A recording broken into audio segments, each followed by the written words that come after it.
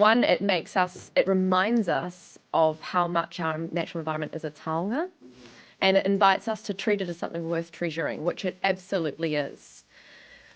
And I think with the mindset that we are part of this, not above it, below it, or superior to it, kind of serve this very vital social purpose of being a place for people that just need a space.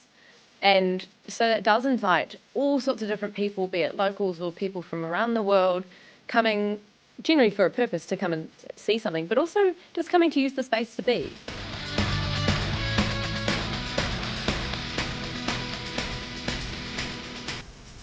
Kia ora e wha koutou, haere mai ki te kōrero, te ara whānui ki te rangi. Ko Oscar Toku ingoa.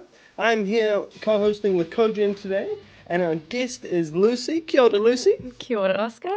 Kia ora, Kodrian. Thank you so much for having me here today. Thanks so much for coming and for your time. Absolutely. Would you like to start this session by talking about your mahi? Sure. So, first of all, ko o, he uri tēnei no Te Aotearoa ki Waikawa. I tipu aki ahau ki te tai tokerau no Pakaraka, I noho ana ahau ki te whanganui a Tara.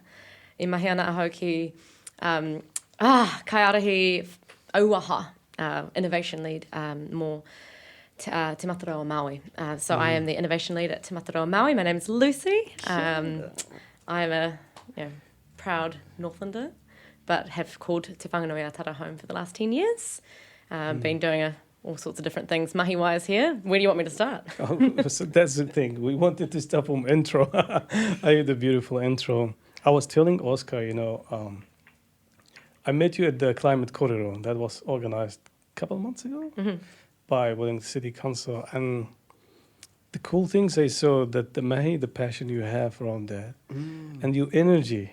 I loved your energy, Lucy. You just, it looked like I know you for 10 years. We just met 10 minutes ago at that hui.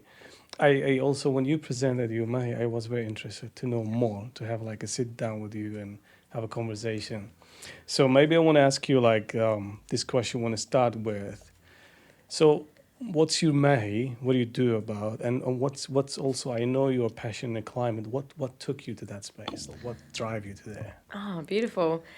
So with regards to when we first met, which was awesome, thank you to Wellington City Council for, one, funding our initiatives, and two, for putting together time for us all to kind of meet and to kōrero and to share stories. Right. Absolutely, because ultimately that's what it's about. It's about sharing stories. It's about sharing knowledge.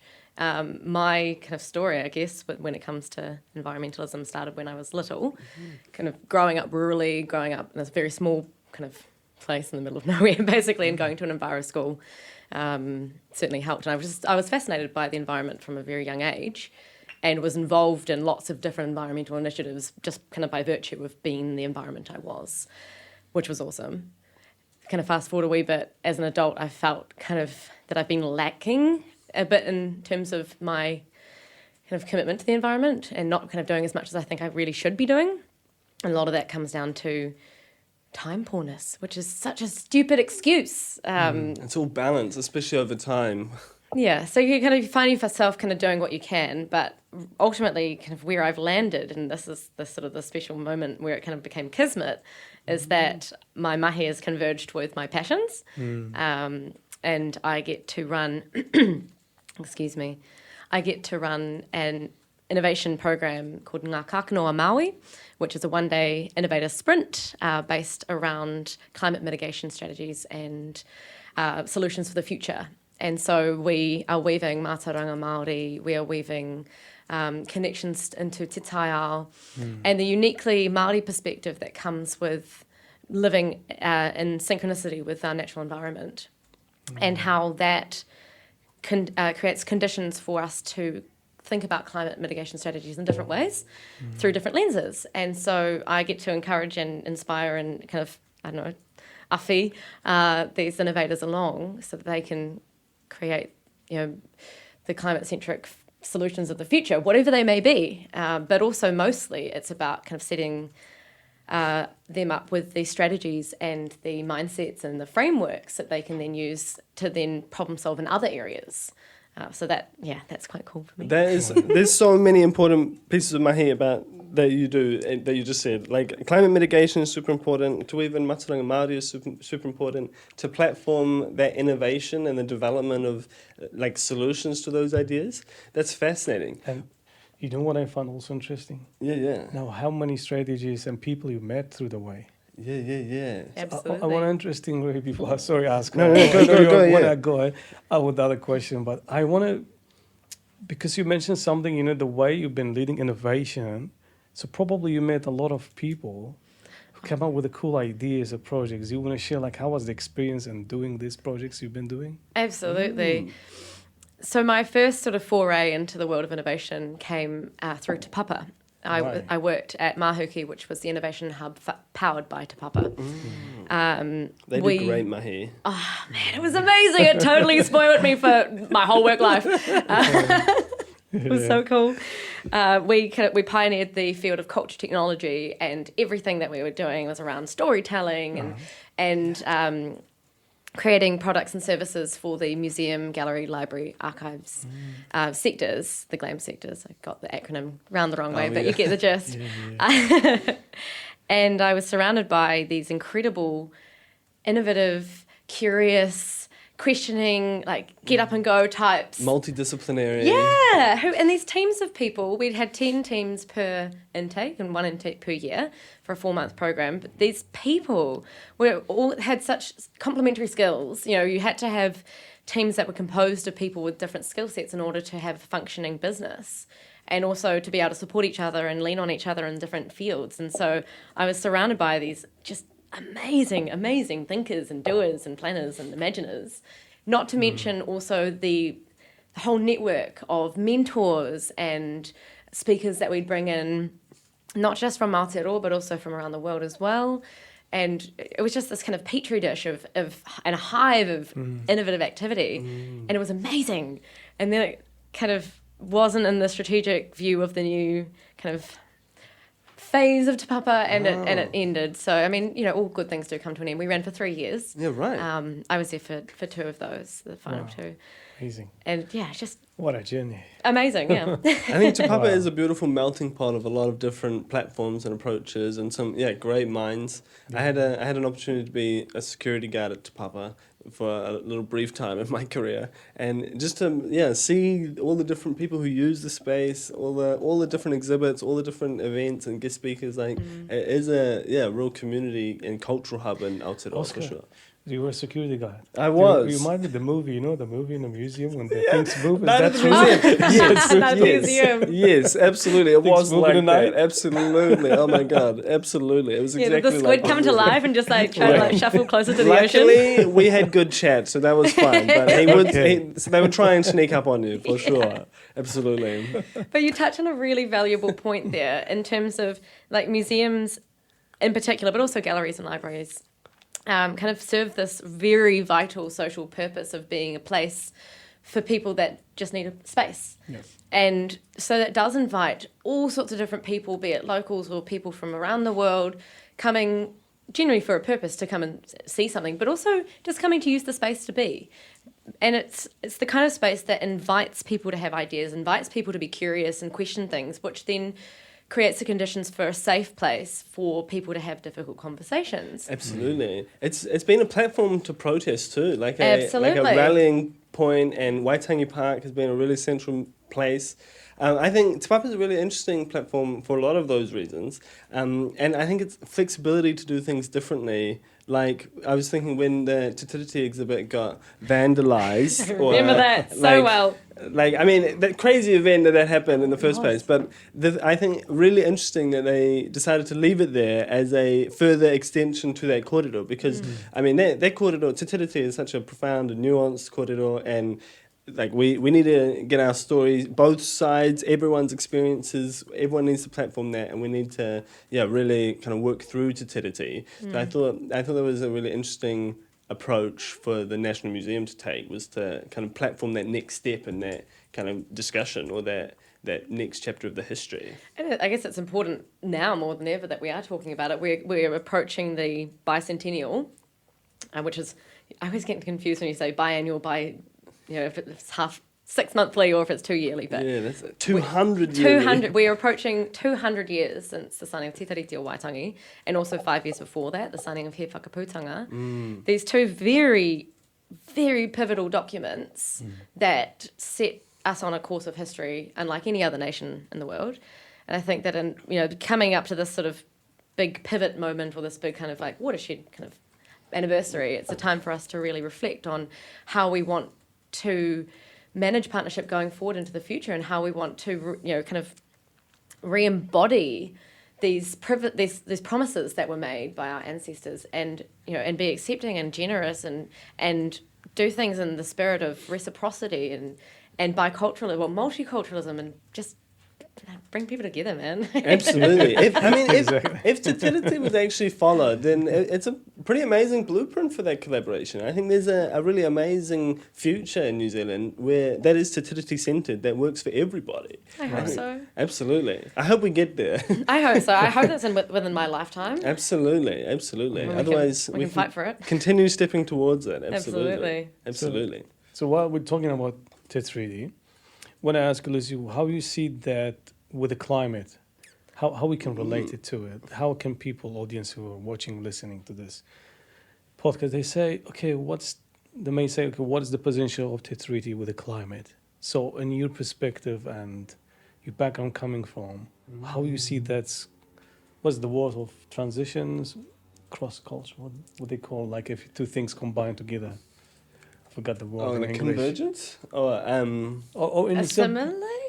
In simple, I just want to say, like, how we can see what is the relationship between the Te Tiriti and the climate. How we can.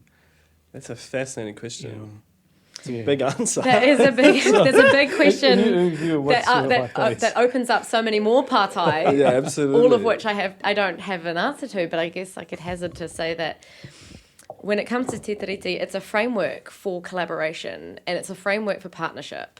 When we think about our role our role within the natural environment, we should be working in partnership, as opposed to this very extractive mindset that we can just rape and pillage the earth and yield all of the resources because they're infinite and it's at our disposal. Instead, what mātauranga Māori invites us to do, or living within a te ao Māori mindset, and also what's echoed across many Indigenous populations around the world, is a sense of symbiosis with the natural environment. It's living in partnership, it's living in connection and collaboration. It's this understanding that if I tend to this soil, it will reap better vegetables. If I look after, if I try and get rid of pests or mitigate things that are coming to eat my things, then I can both help the plants, but also the plants can help me. And I think that when you extrapolate that more to a macro level, we're looking at how we involve ourselves with our oceans, our ngahere, our kind of whole biodynamic systems. And I think that Te Tiriti or Waitangi, one, it reminds us of how much our natural environment is a taonga, and it invites us to treat it as something worth treasuring, which it absolutely is. And I think with the mindset that we are part of this, not above it, below it, or superior to it, I think very deeply is entrenched in the ideas behind, the pillars behind collaboration that are underpinned within Te Tiriti, this hope for working together collaboratively in order to create prosperity and goodness for everybody. And I think that we can share that with our natural environment too. Yeah. That was a great answer for that question. That was a big question. Very how big how answer. does Te Tiriti relate to climate is a fascinating question. I fully agree that Te Tiriti, and like it implies or it invites a Māori worldview into the Climate Kōrero. And I think that is really important to acknowledge all the different tools and values and approaches we can use to climate, like the kaitiakitanga being a social and environmental reciprocity that, those relationships that benefit everybody and lift everybody up. I think there's so many things that Māori can offer, like mātauranga Māori can offer climate change. And I think Te Tiriti is also one of the few environmental legislations there is a environmental protection against just extraction and like commercial Absolutely. globalist agendas. Yeah, Because- personal gain or the singular gain for the exploitation of the masses. It's just it's unfair. Absolutely. I think that like mātauranga Māori strategies could pivot, like they could help nurture our own golden hens and nurture our golden eggs, and we can grow our skill sets here, I think. Because New Zealand has so much of the issues in New Zealand, I think, are caused by selling the golden hen and then buying the golden eggs back as a premium. It's like we can do all of this here. Why do we ship all of our good stuff overseas, Literally. incurring massive amounts of carbon emissions just to ship it? And then it means that we're selling it in bulk, so it's at a lower cost price. And then to offset that, the domestic consumers have to pay effectively double. It's so makes no unfair. sense. And we're not looking after each other. even if dairy is the backbone of the economy, we're not able to drink or use the water. And the more we do that, the more problematic it gets. I think Te Tiriti has a lot to say towards climate, especially for environmental protections, for different strategies and environmental approaches, like Rahui. It's just one example of many other tools that we could use. And I think on that one, this Kōrero, if simple people like who will say, okay, well, there's no terms mentioned about climate, but here's the things. I like what you mentioned about Te Tiriti. It's all about the framework for partnership. And when you look at it, it's all about the people and the land and how to manage the resources. Absolutely. How simple it is, right? How do we live here together? And this is the one. When you look after the people and the land, then the climate will be fine. Exactly. Because this is it, Because these people also who live in this land, who come from the first, let's say, people who are indigenous to the land, they know how this land's grown. They know how this land to look after it. So there's a knowledge, there's a power there. And this treaty is kind of like protection for everyone. Absolutely. To bring it together, to protect everyone's. So Exactly. I just find that, why, I'm sharing this. I come from indigenous background from Middle East. So I sometimes say, we wish we had a treaty to protect us in our lands there. Sometimes because there's the two views. You may have a treaty if it's been first side, why it's already happened, because we faced the colonization stuff, but my people went so badly that we even didn't have, like, let's say, at this modern ages, there's nothing left from our people in those lands. Everything's taken, everything's changed, the names change. So when I leave here, when I am hearing and learning more about, the Maori worldview here, it's just one step closer to my culture, my people. Because when I see the name of the cities change, they did the same in my country. When I see the other views, which is we were talking behind the scenes about the stars and stuff, if you want to talk about, because when you look at that one, my people were also the one very good in reading the stars. This is before the time of Jesus, who I'm talking about Assyrian, Babylonian times. Yeah. Thousands So of years there ago. was the guys, Thousands, when they read the stars and find it all the kind of that time. And even now, when you look at a lot of people who build those starships and stuff, when you really deep dive, they took this time of designing from the ancient people. There was something there, Exactly. There was something there. And yet so much of it has been suppressed over the course of history, and Indigenous peoples have been marginalised or ostracised or worse. And so a lot of that knowledge has been either suppressed or it's been lost. And so now, and especially in Aotearoa, if you look at the Tohunga Suppression Act, literally erasure of knowledge and information and complete severance of the transmission, which is just so alien in terms of like how Indigenous populations the world over have always lived, which is to pass on their understanding of the world.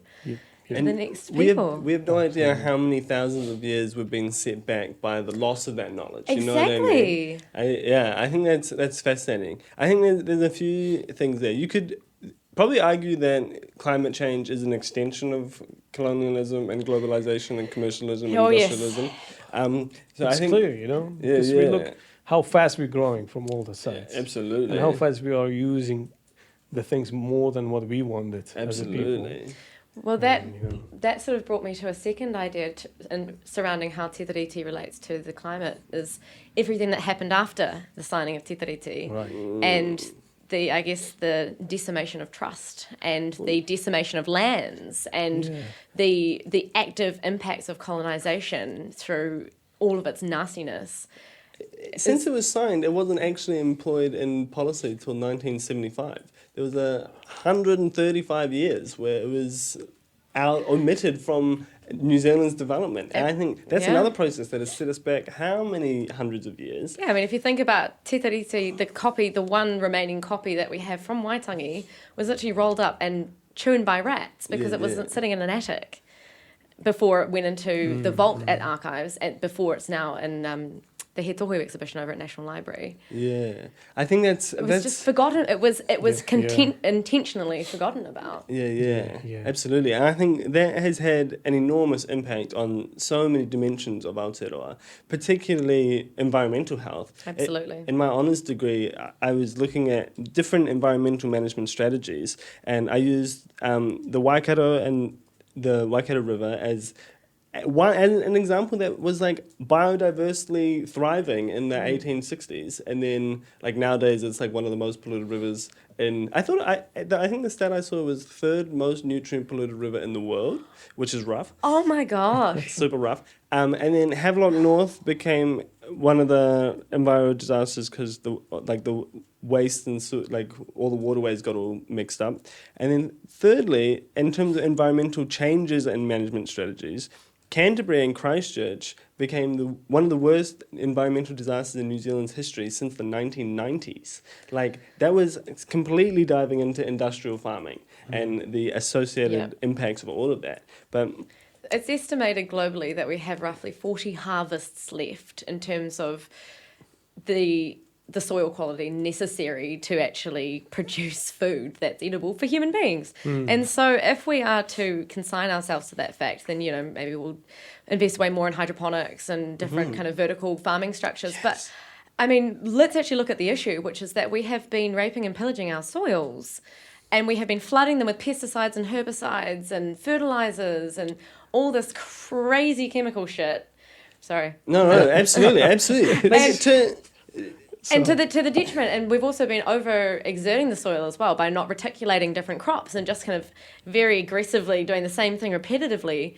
It doesn't give it a break, and so of course it's dying. The soil is supposed to be an alive organism. Absolutely, not a factory worker. So what is interesting me now, want to jump into great. So all this is happening. Lucy, you've been in the innovation side of this cool mahi you do. What do you think, how I put this question, what do you think about the future? Or what is the opportunity we got right now, actually? That how will you think in your perspective working with communities in the climate?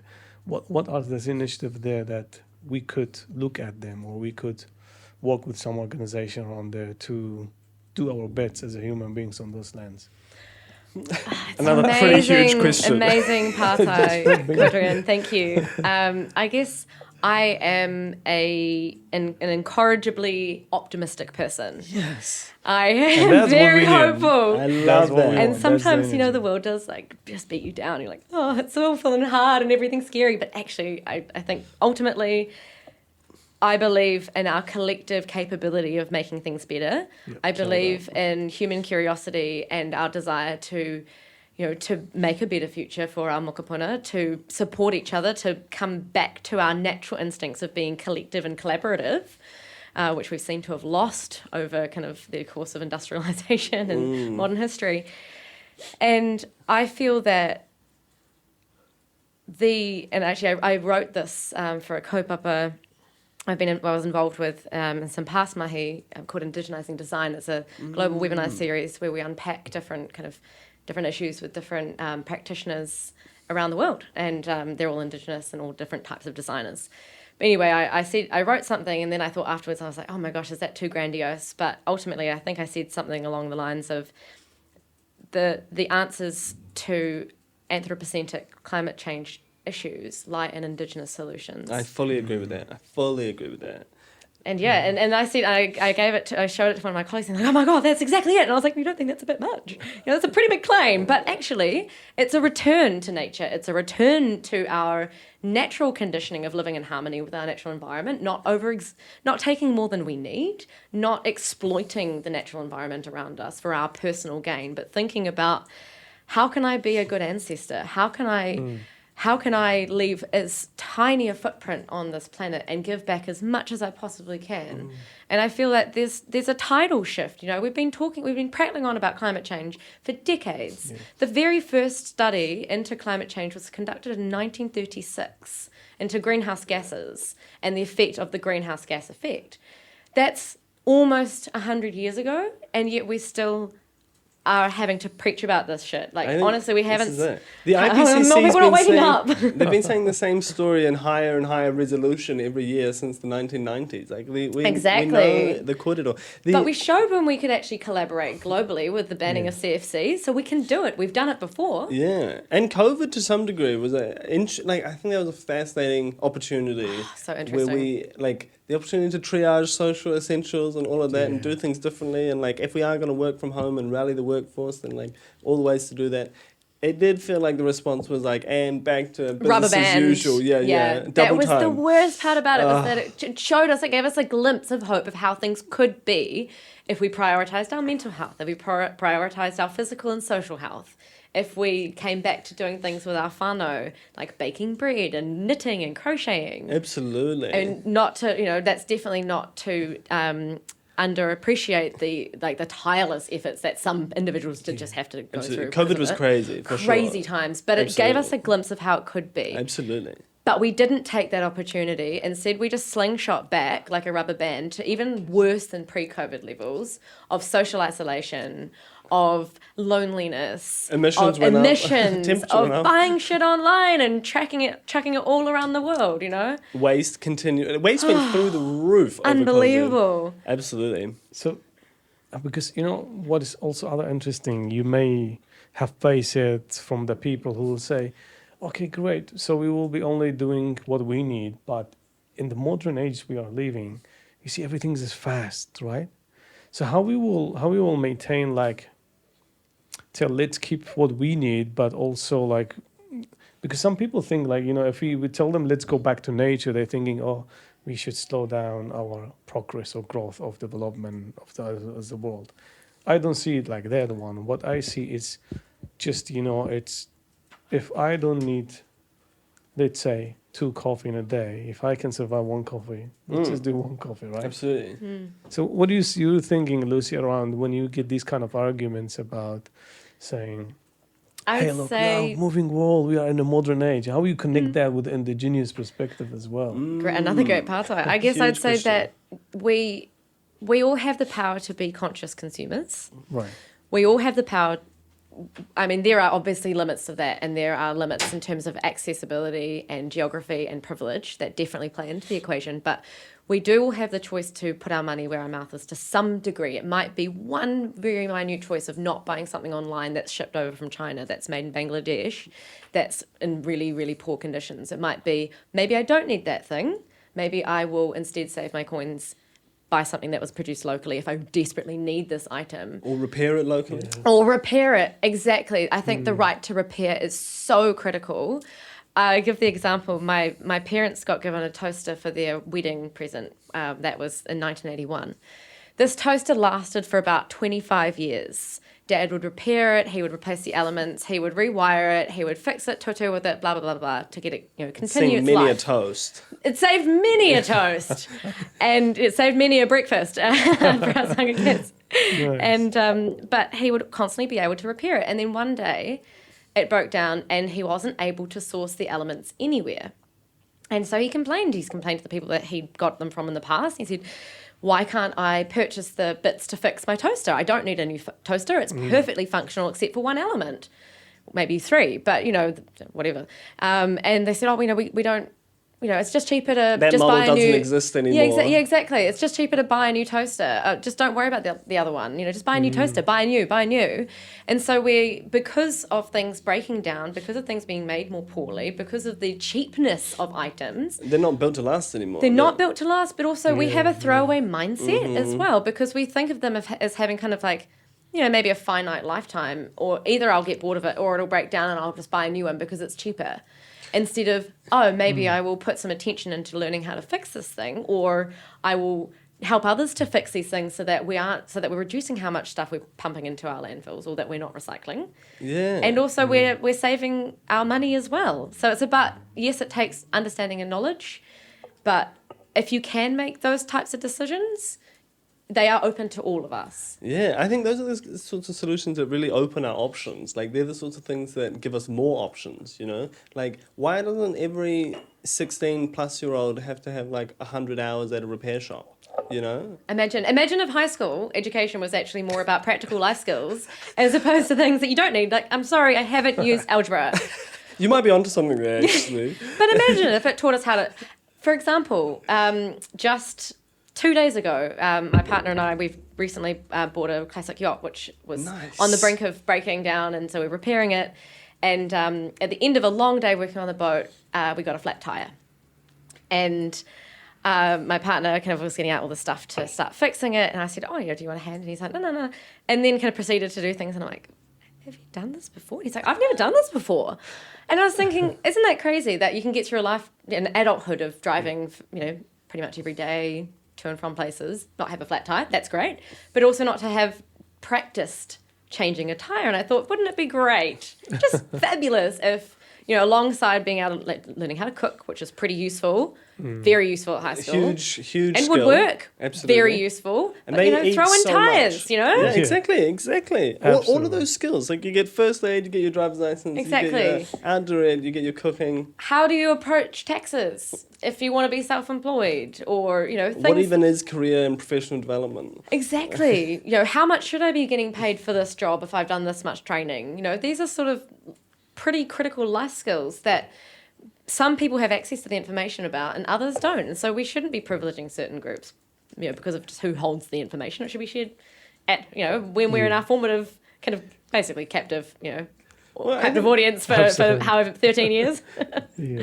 How much Teach us useful stuff. Yeah, exactly. Great. So I don't want to stop this podcast. You know what I'm feeling. There's so much to chat about. Absolutely. Yeah. We actually passed the time, but Seriously? yeah, we got 31 minutes at least Fast. because we are so loving to hear what you're saying, and this corridor is going up and forward. But let's. I will do one more question. Do you have one? No, more you question? go. You sure? Yeah, Should I take the absolutely. Okay, You go. Maybe I'll make it just simple, easy question. Are we moving as a lazy nation or a lazy humanity better?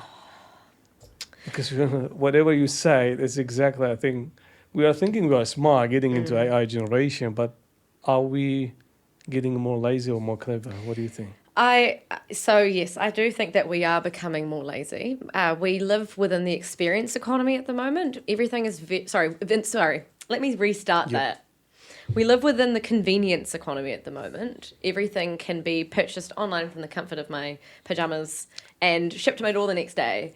And you can work remotely, which is great for flexibility, and I think it's a wonderful thing. But everything can be done instantaneously. You get instant feedback on something you put on social media. We're conditioned to have instant gratification, and so we are not prioritizing the longer term gains or maybe working harder towards things. We're prioritizing shorter term gains. And also, with the rise of fantastically useful technology, we don't have to remember information. We just Google it. We don't really have to think about how to set out this letter because we just put it into ChatGPT. Don't get me wrong, these are very, very important and useful tools. And I think that having access to them is super important in terms of creating digital literacy moving forwards, in terms of setting us up for the future. But I think that it shouldn't come at the expense of actually exercising our brains, exercising our bodies, and exercising our connections with people.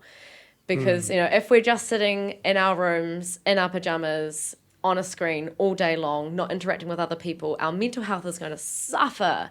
We're going to be rife with loneliness, and our sense of kind of cohesion with the the whole world around us will start to disintegrate.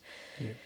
And I think that makes us maybe a bit more complacent, and it makes us less inclined to get out and do something about it. You know, we might see all these issues and think, oh, that's just too big. It's too beyond me. I'm just one person. But I don't want to see that defeatist attitude. I want to see people feeling encouraged and empowered, and that they have the mana to actually make a change in their lives, but also make a change in the lives of everyone around them, hopefully for the better.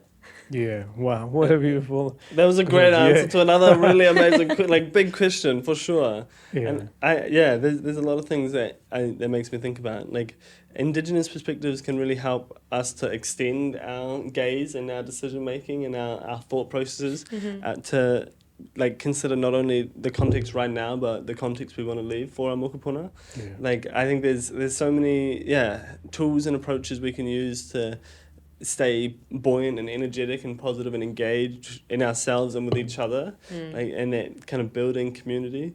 There's so many things that we could keep chatting about. Absolutely. Absolutely. So maybe we'll need to do part 2 and 3. Absolutely.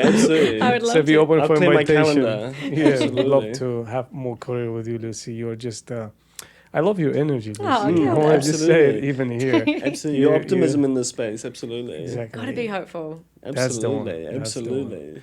So what will be your message for the audience or people watching, listening to this podcast? So to reiterate my favourite whakatauki, poipoia te kākano kia pua wai. Nurture the seed and it will blossom. I think that this whakatauki is applicable to pretty much every aspect of life. You can plant the seed of an idea and then that will start to germinate in your mind and then it will grow into this magical thing. You can plant the seed of new relationships and connections. You can literally plant saplings and go out into the ngahere and start to put your money where your mouth is and put your hands into the soil.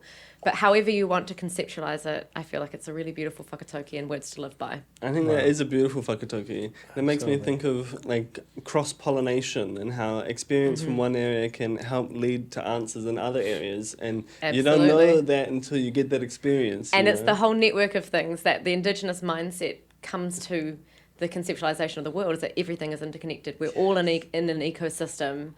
And, it is through the cross-pollinations of different ideas and taking a holistic view that we can actually tackle the problems that are before us. Absolutely. I fully agree that between all of us, we have all the skills, tools, ideas, collaborations that we need for all the questions that we 100%. have. Absolutely.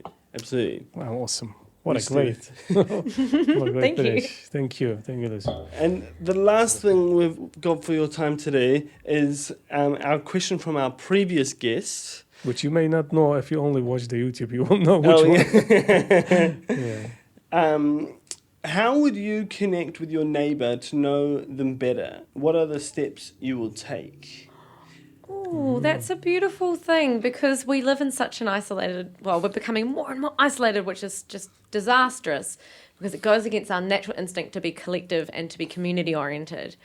I'm very lucky that our neighbour is our landlord and he is the most delightful person in the world.